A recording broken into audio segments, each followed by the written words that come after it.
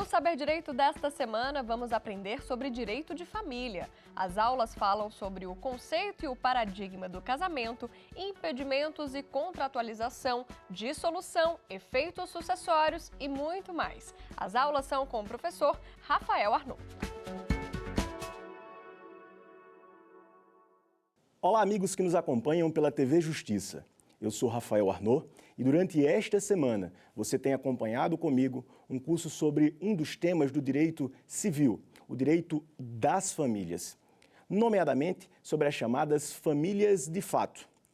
E na aula de hoje, a nossa quinta e última aula, nós trataremos do tema da dissolução e da sucessão do companheiro. Sobretudo após o julgamento do recurso extraordinário 878-694 de maio de 2017 pelo Supremo Tribunal Federal, que acabou por firmar a seguinte tese: é inconstitucional a distinção de regimes sucessórios entre cônjuges e companheiros prevista no artigo 1790 do Código Civil 2002, devendo ser aplicado tanto nas hipóteses de casamento quanto nas de união estável o regime do artigo 1829 do mesmo diploma. Falaremos, portanto, a respeito da dissolução das uniões, tanto das famílias casamentárias, embora em apertada síntese, como também das chamadas famílias informais, família de fato, o escopo do nosso estudo durante toda esta semana. O artigo 1571 vem a regulamentar o chamado divórcio. Na verdade, o caput do artigo vai falar sobre a dissolução da família casamentária. Vamos a ele. Artigo 1571. A sociedade conjugal termina: 1. Pela morte de um dos cônjuges. 2. Pela nulidade ou anulação do casamento, tema que foi objeto da nossa terceira aula. 3. Pela separação judicial. 4. Pelo divórcio. É importante notar que quando falamos em fim da sociedade conjugal, não estamos necessariamente falando em fim do casamento. As pessoas que estão separadas de fato continuam casadas, e também aquelas que estão em separação judicial, instituto que parece ter voltado ao direito brasileiro, matéria que falaremos à frente. O fim da sociedade conjugal, portanto, significa o fim da comunicação patrimonial e a liberação dos cônjuges em cumprir os chamados deveres conjugais para aqueles que acreditam na injutividade deles, como nós tratamos na aula passada. Importante salientar ainda o que diz o parágrafo 1º do mesmo artigo 1571. O casamento válido, ou seja, aquele que não padece de nenhuma das causas de impossibilidade trazidas pelo artigo 1521, só se dissolve pela morte de um dos cônjuges ou pelo divórcio, aplicando-se a presunção estabelecida neste Código quanto ao ausente. Isso dá guarida justamente ao que nós vínhamos falando. Uma grande inovação foi trazida pela Lei 11.441 de 2007. Essa lei permitiu que os divórcios anteriormente impossíveis no Brasil, no tempo em que havia desquite e só possível a partir do ano de 1977, agora pudessem ser feitos mesmo nas serventias extrajudiciais, sem a necessidade de um processo judicial para que se chegasse ao divórcio.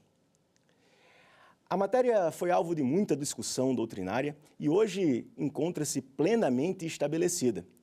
Para o divórcio, hoje em dia, as coisas estão muito mais simplificadas, sobretudo se houver consenso entre as partes, não haja filhos menores ou incapazes, hipóteses em que o Ministério Público deveria atuar, e, no caso de um casal heteroafetivo, que a esposa não esteja grávida. Essa é uma necessidade trazida pela resolução número 35 do CNJ. Respeitados esses requisitos, o divórcio poderá ser feito de forma extrajudicial, como foi dito, desnecessitando de um processo judicial, nem contudo e nem necessariamente passando pelos prazos anteriormente estabelecidos pela chamada separação judicial, prazo que já foi de 2 anos para a separação de fato e 1 ano para a separação judicial. É fácil notar, portanto, que houve uma simplificação imensa do que antes sequer era possível no Brasil. Aliás, questão que sempre gerou polêmica da doutrina, diz respeito justamente à manutenção ou exclusão do Instituto da Separação Judicial do Ordenamento Brasileiro, após a Emenda Constitucional 66 de 2010, que parecia ter extirpado esse instituto do nosso ordenamento. Pela exclusão, temos forte corrente de doutrinadores, a exemplo do professor Álvaro Vilaça de Azevedo, Zeno Veloso, Maria Berenice Dias, Rodrigo da Cunha Pereira, Flávio Tartucci e tantos outros. Já pela manutenção no sistema jurídico da separação judicial, outra corrente foi formada. São exemplos os professores Mário Luiz Delgado, Maria Celina Bodão de Moraes e o professor Gustavo Tepedino. O fato é que o enunciado número 514 do CJF, na sua 5ª Jornada de Direito Civil, traz o seguinte: a Emenda Constitucional número 66 de 2010 não extinguiu o Instituto da Separação Judicial e Extrajudicial. E assim também caminhou o entendimento do nosso Tribunal da Cidadania, o STJ, com os réspes que, por favor, acompanhem comigo. Recurso especial número 1.247.098 e o recurso especial número 1.431.370. O primeiro de relatoria da ministra Maria Isabel Galotti e o segundo de relatoria do ministro Ricardo Vilas Boas Cueva. Assim, neste momento, de fato é um tanto quanto dificultoso defender, embora esta fosse a opinião desse professor, de que a separação judicial já não mais existe no país. O que parece ter sido decidido pelo Tribunal da Cidadania é que, querendo as partes, estando concordes com essa solução, ainda podem sim se valer da separação judicial. O fato é que o Supremo Tribunal Federal reconheceu a repercussão geral ao tema e julgará o recurso extraordinário 1.167.478, quando finalmente devemos ter uma posição se a separação judicial ainda existe no Brasil ou se foi, de fato, extirpada do nosso ordenamento. Isso que estamos falando até agora vale para as famílias casamentárias. O divórcio é o meio pelo qual o casamento tem seu fim. Falamos nisso quando falamos do artigo 1571 e designadamente o seu parágrafo 1º. Mas, professor, no tema das famílias de fato, como que se deve agir o casal que deseja, nesse caso, dissolver uma união estável? Meus amigos, a união estável, como nós vimos na aula passada, nasce do fato. Nasce do atendimento aos requisitos trazidos pelo artigo 1723 do Código Civil, qual sejam a união pública, contínua, duradoura e o elemento anímico, com a intenção de constituir família. Isto é suficiente para a constituição da união estável e, por consequência, da família informal, da família de fato. Do mesmo modo que se constitui, a união estável também se desfaz, pelo fato. Basta que aquele casal, não desejando mais viver sobre a égide da união estável, se separe de fato. Embora seja muito recomendável a lavratura de escritura pública na união estável, ela não é necessária. É isso que nos diz a resolução número 37 do CNJ. Igualmente, também não é necessária a dissolução da união estável feita por escritura pública, bastando, como foi dito, que os casais já não vivam mais nessa tipo de união, não vivam mais sobre os requisitos do artigo 1723. Dito isso, falado sobre a dissolução da chamada família de fato, determinando que hoje o divórcio é simplificado, tendo sido explicado que, inclusive de forma extrajudicial, é possível o divórcio, e que para a união estável sequer é necessário qualquer solenidade, é hora de nós entrarmos num tema um tanto quanto mais árido, o direito da sucessão do companheiro. Sabendo que nem só de bacharéis em direito se constitui o público da TV Justiça, e reconhecendo a especificidade e complexidade do assunto tratado, antes de ingressarmos propriamente nos direitos sucessórios do companheiro, convém esclarecer duas questões elementares para a compreensão das normas que se seguirão. A primeira delas, a diferença entre meação e herança. A segunda, a ideia sobre herança por cabeça e herança por estirpe, o chamado direito da representação. Meus amigos, herança é o conjunto de bens, direitos e obrigações deixados pelo falecido.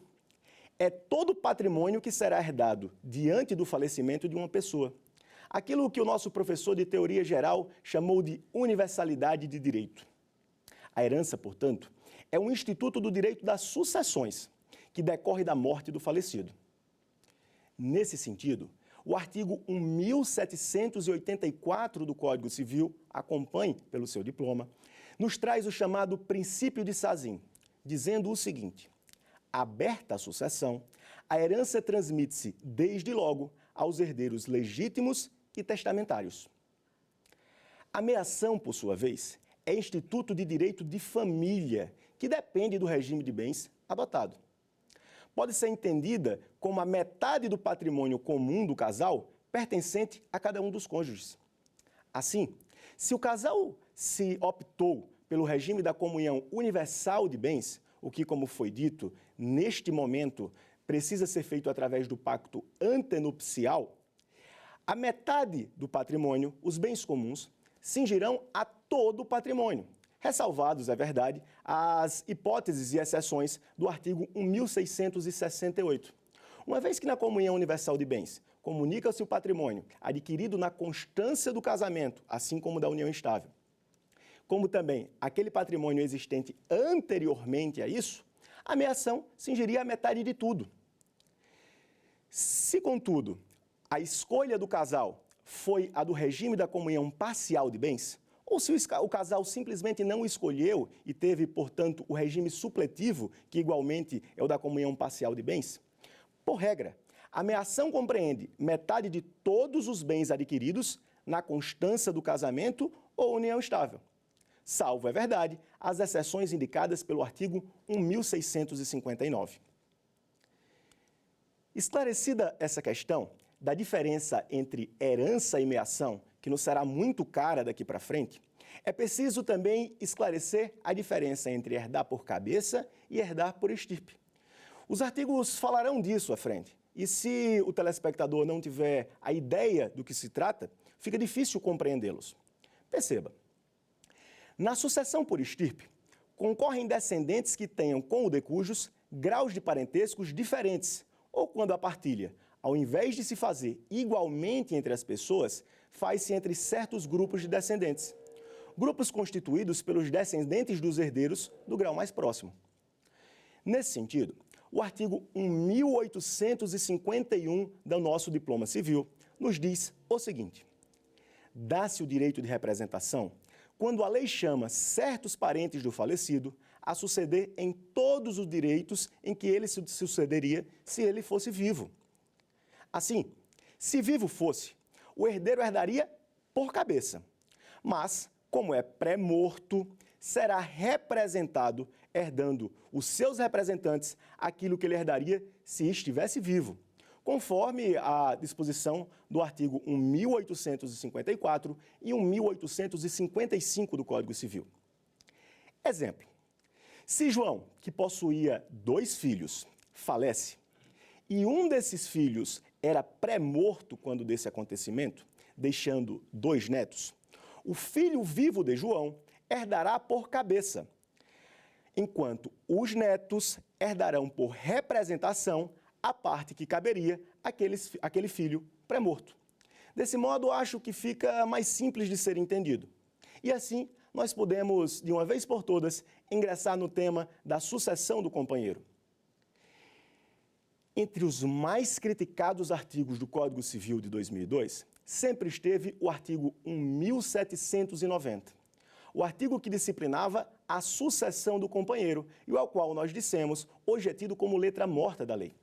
Mas, para fins didáticos, é necessário que nós entendamos o porquê que o artigo foi retirado do ordenamento. Para isso, vamos ler a redação do artigo 1790. A companheira ou companheiro participará da sucessão do outro, quanto aos bens adquiridos onerosamente e apenas onerosamente, na vigência da união estável, nas condições seguintes. Número 1. Se concorrer com os filhos comuns, ou seja, aqueles filhos também do de cujos, como daquela que está ou daquele que está concorrendo, terá direito a uma cota equivalente a que, por lei, for atribuída ao filho. Se concorrer com descendente só do autor da herança, tocar-lhe-á metade do que couber a cada um daqueles. 3. Se concorrer com outros parentes sucessíveis, a exemplo de um tio, por exemplo, terá direito a 1/3 da herança. Não havendo parentes sucessíveis, terá direito à totalidade da herança. Perceba, meus amigos, que pelo caput do artigo 1790, o companheiro ou companheira só fazia jus à herança do patrimônio adquirido onerosamente na constância da união estável. Assim, sobre os bens comuns, nada herdava. Lembrem-se que meação e herança são coisas distintas.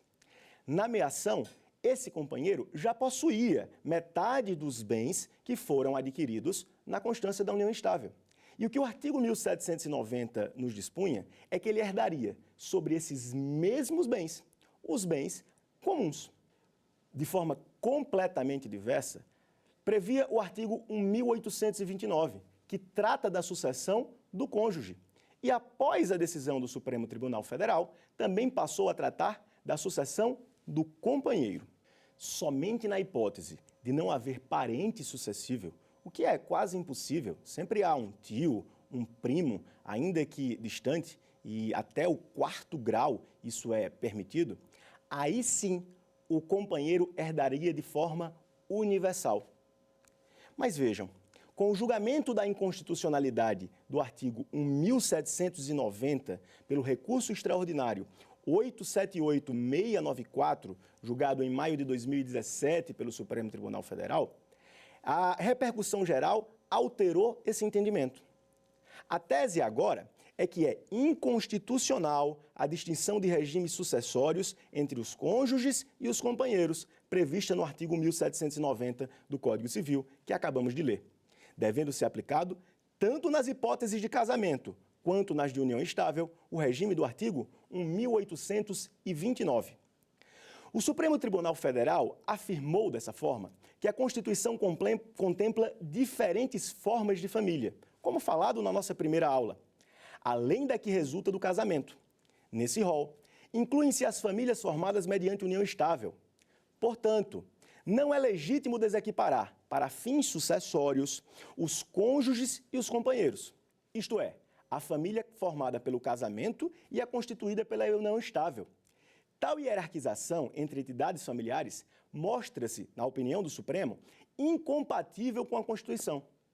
O artigo 1790 do Código Civil de 2002, ao revogar as leis 8971 de 94 e 9278 de 1996 e discriminar a companheira ou companheiro, dando-lhe direitos sucessórios inferiores aos conferidos à esposa ou ao marido, entra em contraste com os princípios da igualdade, da dignidade da pessoa humana, da proporcionalidade na modalidade de proibição à proteção de deficientes e da vedação ao retrocesso.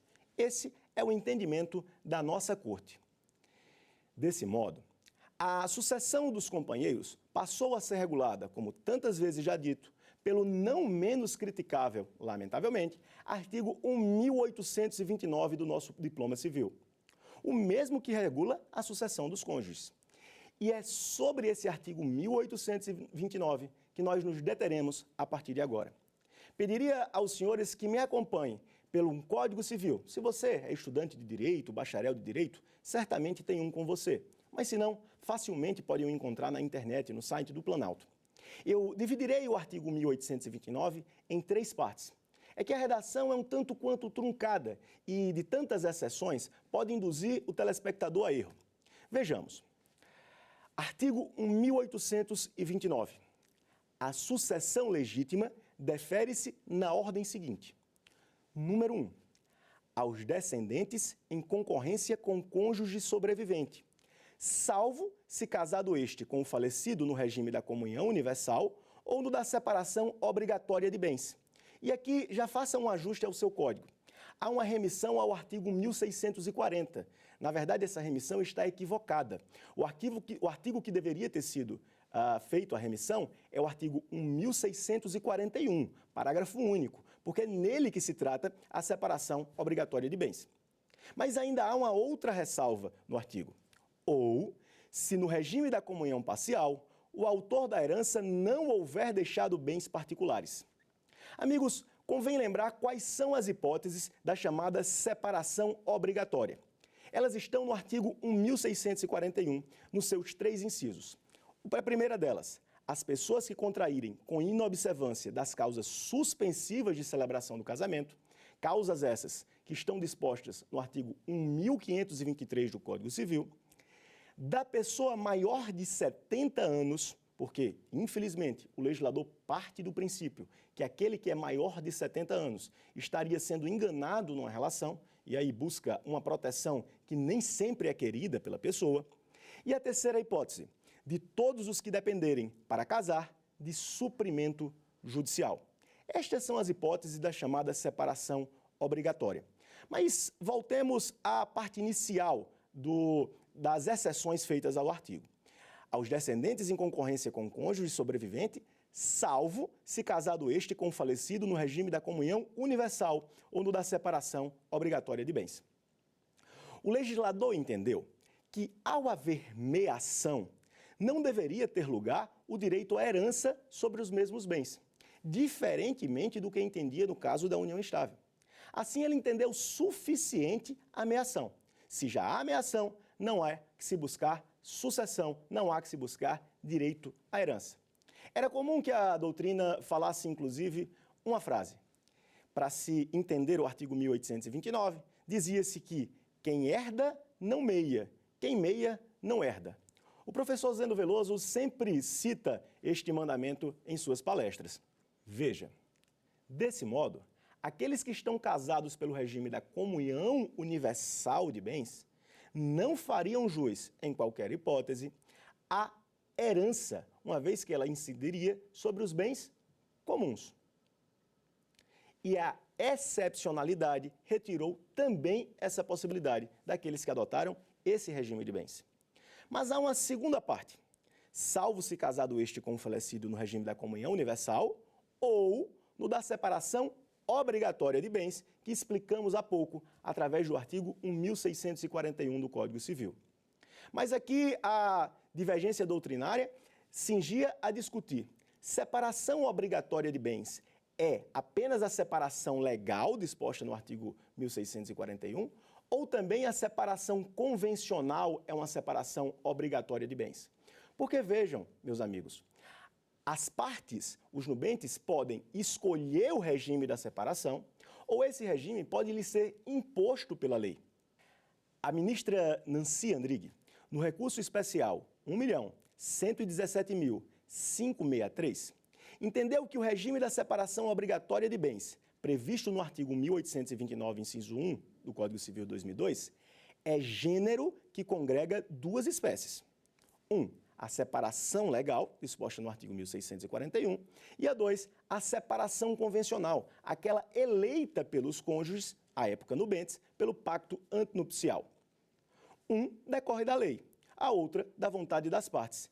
E ambos, segundo a ministra, obrigam os cônjuges, uma vez estipulado o regime da separação de bens, à sua observância. A tese mostrou-se vencida. Em 2015, a segunda sessão do STJ acabou por consolidar o seu entendimento pela presença da concorrência sucessória no regime da separação convencional de bens, estabilizando também essa divergência. Ainda há uma outra exceção, trazida também pelo inciso 1º do artigo 1829. Trata-se, na verdade, do regime da comunhão parcial, quando o autor da herança não houver deixado bens particulares. É bom lembrar o que são bens particulares no regime da comunhão parcial. São aqueles bens adquiridos anteriormente à união estável ou anteriormente ao casamento. A dúvida que se impõe aqui é saber se, em caso do autor da herança deixar bens particulares, o cônjuge ou o companheiro herdará somente sobre esses bens particulares, uma vez que já é meieiro dos bens comuns, ou se uma vez tornado herdeiro, herdará também sobre os bens comuns, sobre os quais já recebeu meação, a hipótese que ocorria no artigo 1790, antes da declaração da sua inconstitucionalidade. Sempre fomos da opinião de que a herança se dará somente sobre os bens particulares, mas este entendimento está longe de ser unânime. Há quem entenda que a concorrência na comunhão parcial deve ser tanto em relação aos bens particulares quanto aos comuns. Professores que seguem essa teoria são capitaneados pelo professor Francisco Carrali, assim como pela professora Maria Helena Diniz. Como há também na doutrina, embora de forma isolada, quem compreenda que somente deva se dar a herança sobre os bens comuns. Esta é a tese levantada pela professora Maria Berenice Dias, desembargadora aposentada do TJ do Rio Grande do Sul. A questão foi julgada pela segunda sessão do STJ no ano de 2015, consolidando-se a posição majoritária da doutrina no sentido de que a concorrência do cônjuge no regime da comunhão parcial de bens diz respeito aos bens particulares, aqueles que não fazem parte da meação. Este é o recurso especial de número 1.368.123, oriundo de São Paulo, e relatoria do ministro Sidney Bennett. Assim sendo, façamos um quadro comparativo.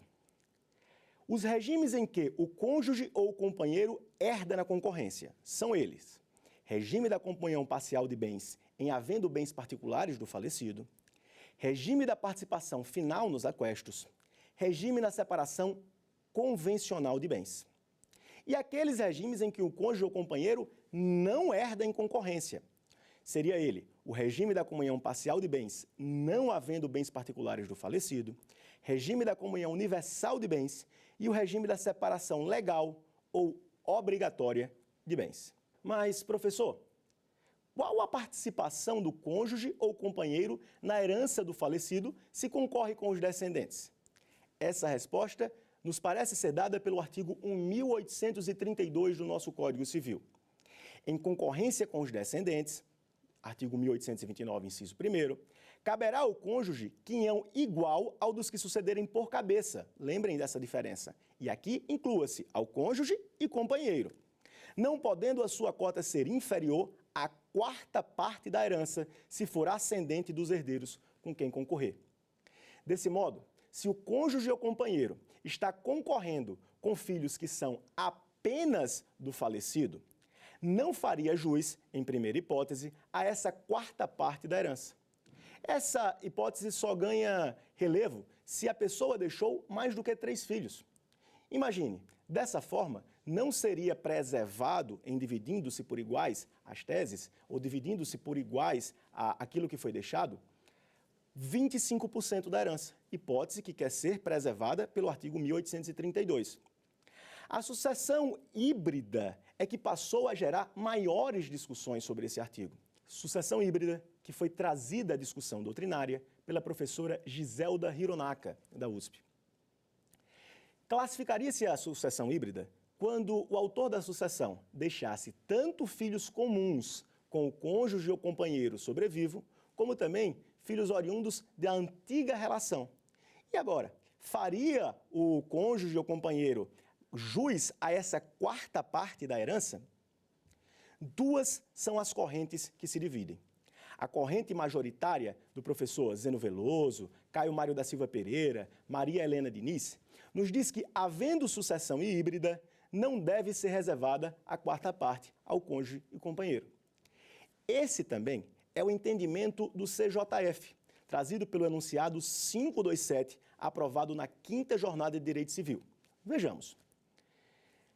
Na concorrência entre o cônjuge e os herdeiros do decújo, não será reservada a quarta parte da herança para o sobrevivente, no caso de filiação híbrida.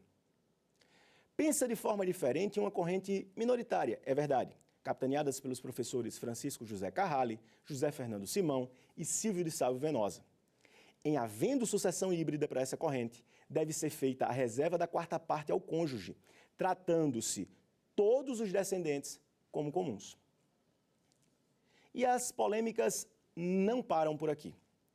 O artigo 1830 do Código Civil tem a seguinte redação: somente é reconhecido o direito sucessório ao cônjuge sobrevivente e companheiro, a partir de agora, se ao mesmo tempo da morte do outro não estavam separados judicialmente, nem separados de fato há mais de 2 anos.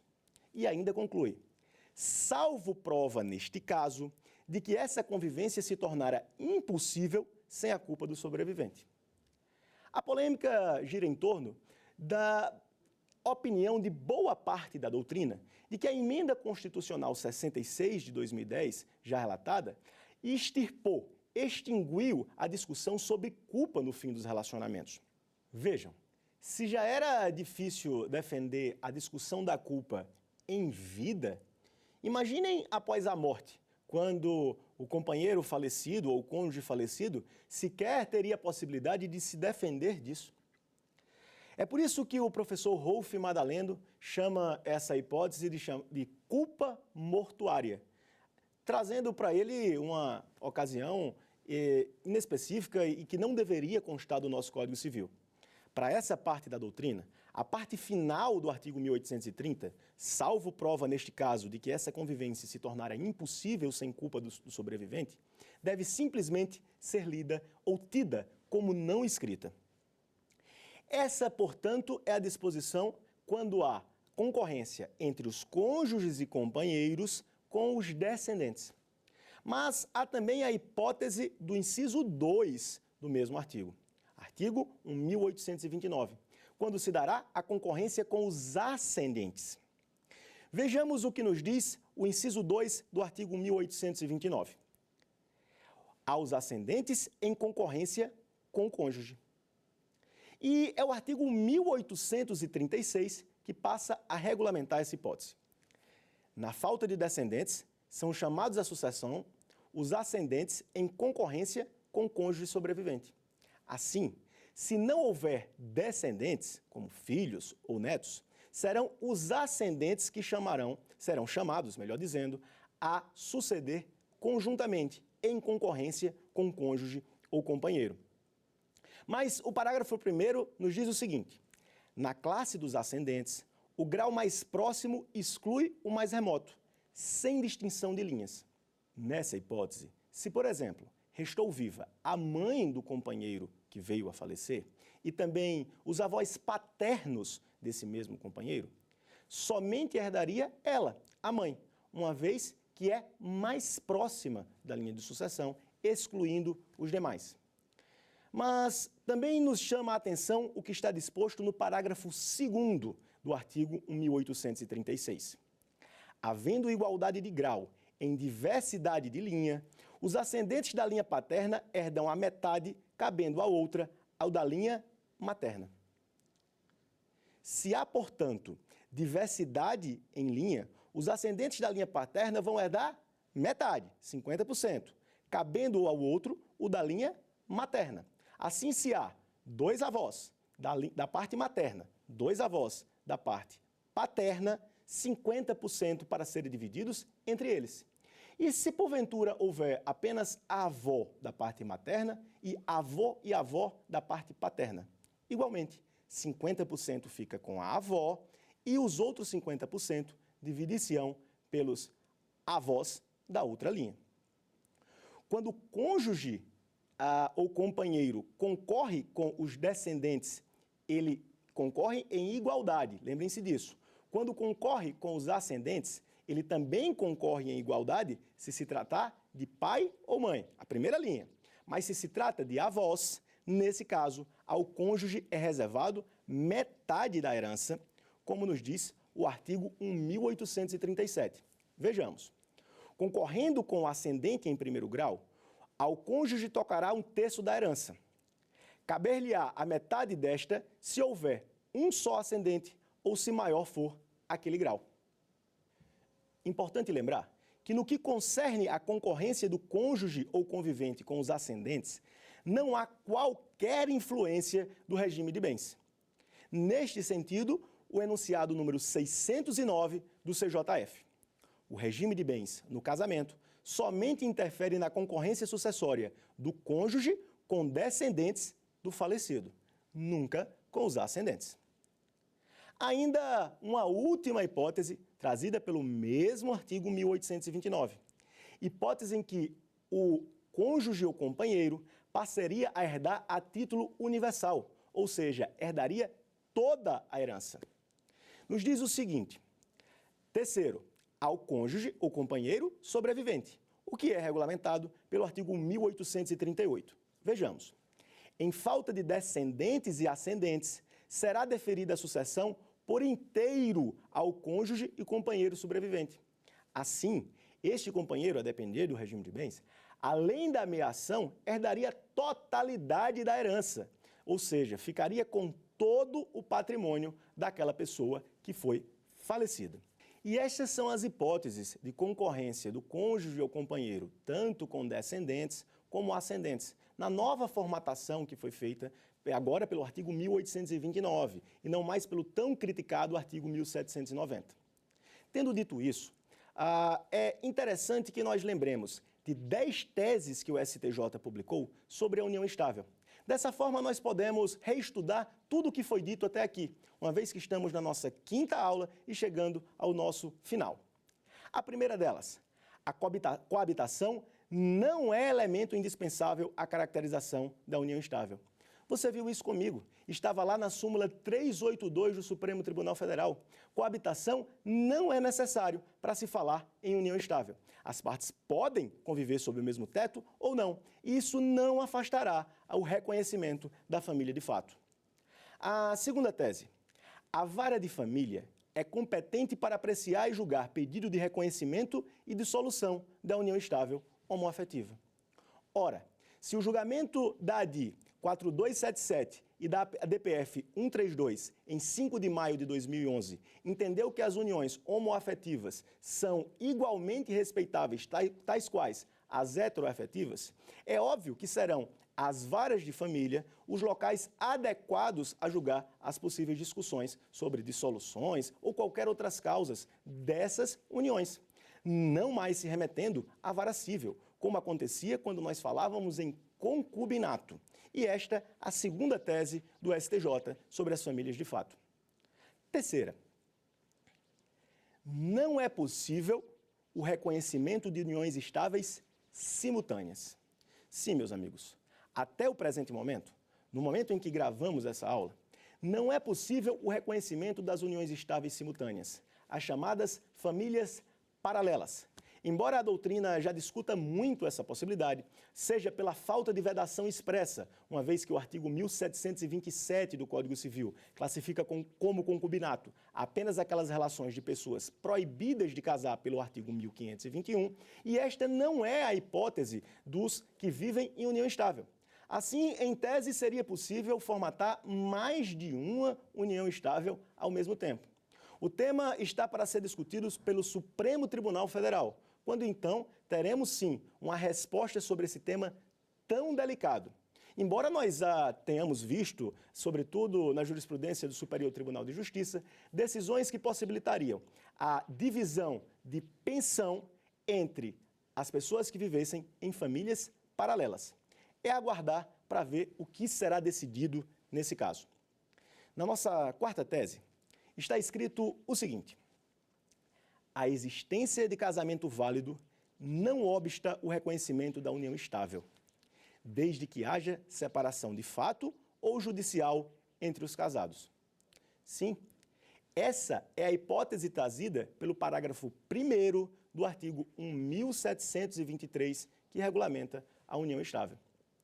Lembrem-se, nos diz o parágrafo 1º que o inciso 6º do parágrafo 1521 não será apreciado, não será aplicado no caso das pessoas que já estão casadas se encontrarem separadas de fato ou judicialmente.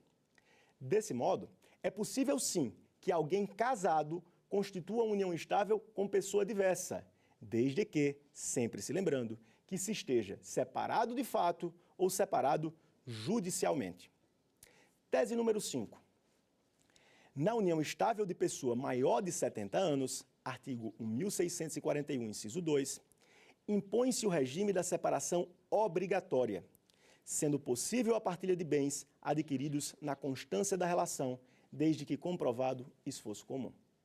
Gente, essa é mais uma das grandes discussões doutrinárias.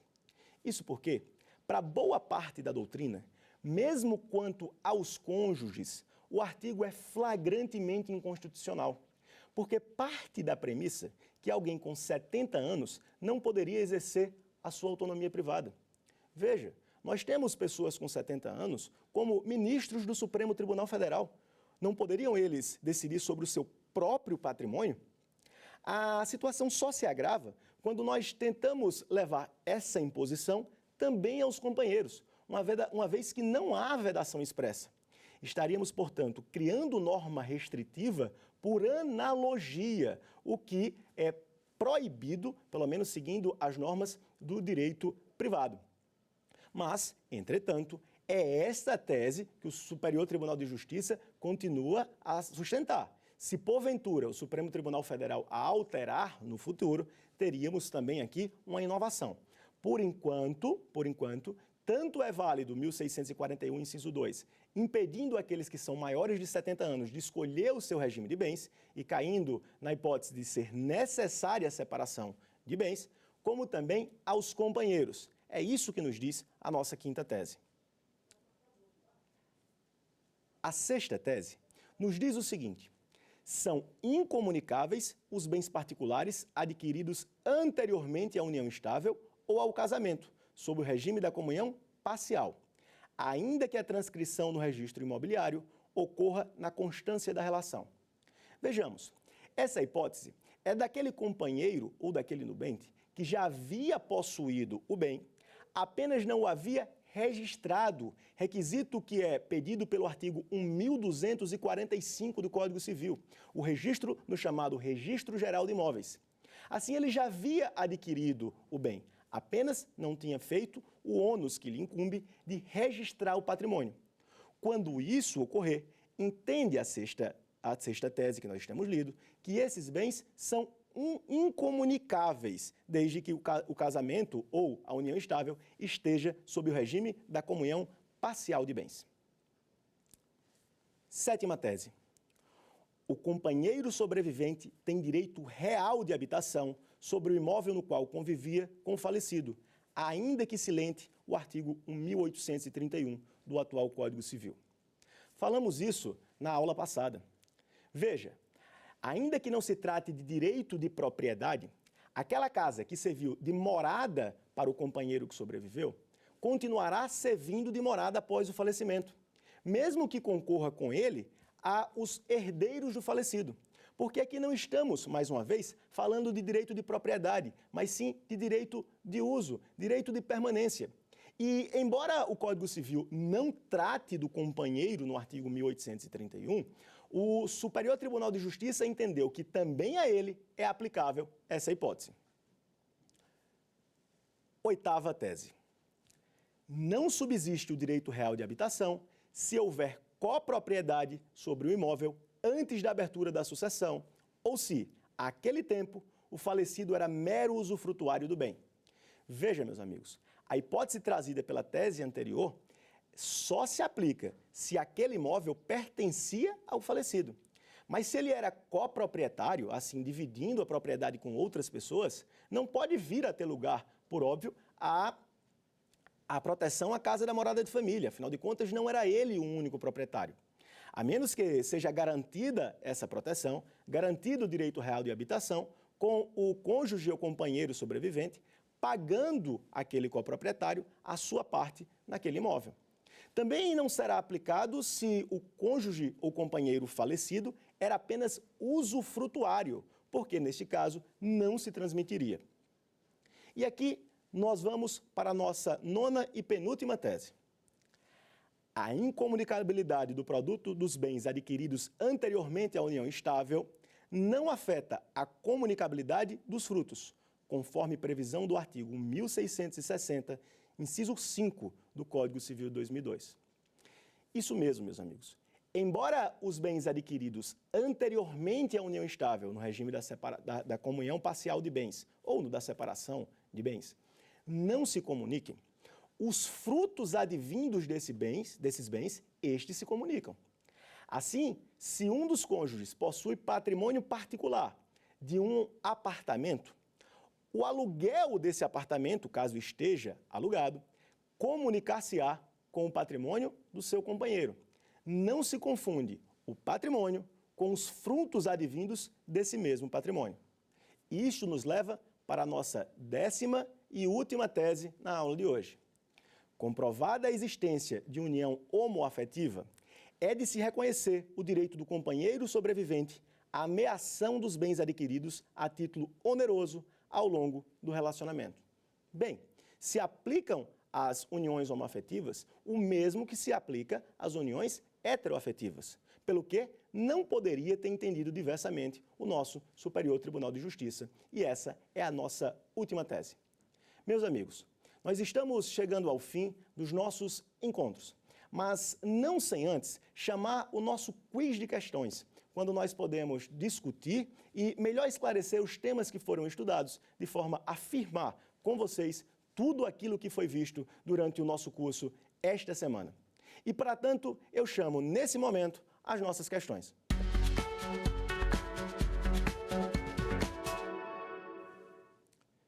Vamos à primeira questão. João vivia com José em união estável. João faleceu deixando um apartamento adquirido antes do início da relação. Maria e Joana são filhas de João. Sobre a partilha de bens, é correto afirmar. Letra A. José, Maria e Joana irão receber o mesmo quirão da herança deixada por João. Letra B. José não participará da sucessão de João, tendo em vista a inexistência de bens adquiridos durante a união estável. Letra C. José tem direito a receber 50% do valor da herança. Vamos, portanto, à resposta dessa questão. Resposta correta, por óbvio, e nos mandamentos do artigo 1832 do Código Civil, letra A. José, Maria e Joana irão receber o mesmo quinhão da herança deixada por João. Dito isso, vamos à nossa segunda questão.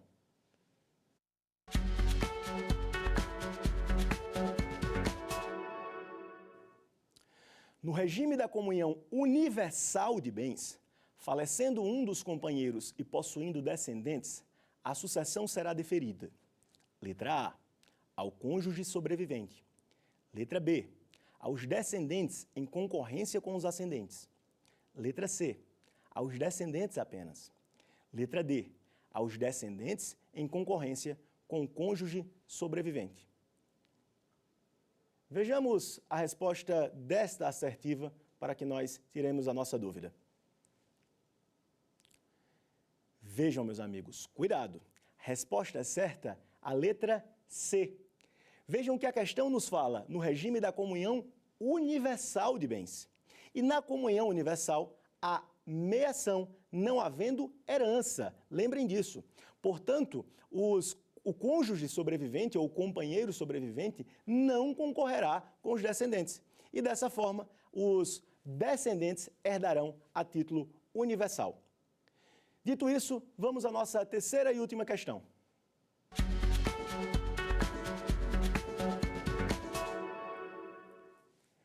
Bruno e Paula lavraram junto a um cartório uma escritura pública declaratória de união estável. Meses depois, o casal decidiu dissolver a união. Para tanto, será preciso: letra A. Realizar nova escritura pública, agora de dissolução de união estável. Letra B. Mover um processo de dissolução de união estável, que tramitará em uma vara de família. Letra C. Mover processo de divórcio, uma vez que dita união estável se formou por escritura pública lavrada em cartório. Letra D. Apenas a separação de fato é suficiente para desfazer a união estável. Ora, meus amigos, essa parece ser fácil, mas vejamos a resposta. Claro, como foi dito em nossa aula, assim como se constitui, a união estável se desfaz, por mero fato jurídico. Basta que as partes, não desejando mais viver como companheiros, não mais convivam, separem-se de fato. Não sendo necessária escritura pública nem para constituir, a escritura é meramente declaratória, assim como a sentença que a compreende, a união estável, como também para desconstituir. É isso que nos diz a Resolução 37 do CNJ. Meus amigos, dizendo isso, chega ao final a nossa semana sobre as famílias de fato, no assunto de direito das famílias. Eu gostaria imensamente de agradecer a sua atenção e sua companhia. Nós nos veremos num próximo programa sobre um outro assunto. Obrigado e até já.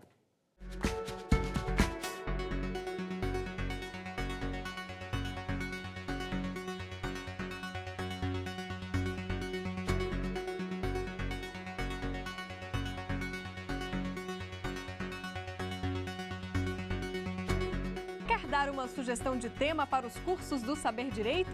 É só mandar um e-mail para a gente, saberdireito@stf.jus.br. Ou então, entre em contato pelo nosso WhatsApp. O número é este que aparece na sua tela. Você também pode estudar pela internet. Acesse tvjustiça.jus.br. Reveja ainda as aulas no nosso canal do YouTube, TV Justiça Oficial.